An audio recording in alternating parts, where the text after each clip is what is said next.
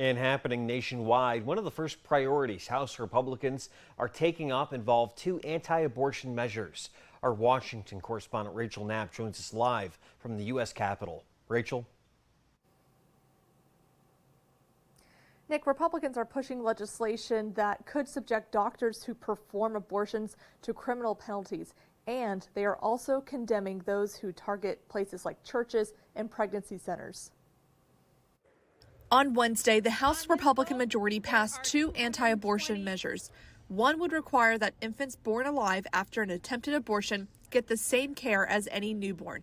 And it also threatens medical providers with up to 5 years behind bars for failing to resuscitate infants born alive during abortions.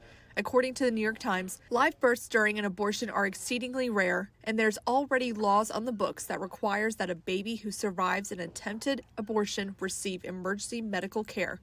But this new bill, which passed largely along party lines, lays out the penalties for violators and clarifies the standards of care. The second legislation condemns violence against pro-life facilities, groups, and churches. What has happened literally now at hundreds of crisis pregnancy centers and churches around the country this past year is just flat out wrong. On May 8, 2022, Mother's Day, activists targeted a pro-life nonprofit center in Madison, Wisconsin, setting it ablaze and vandalizing it with the words, "If abortions aren't safe, then you aren't either." Republicans list a handful of other examples. Many of these incidents followed the leaked Supreme Court decision to overturn Roe v. Wade, which legalized abortion. It happened at one church outside of D.C. last summer, where we saw crews cleaning up graffiti left behind with foul language on their walls.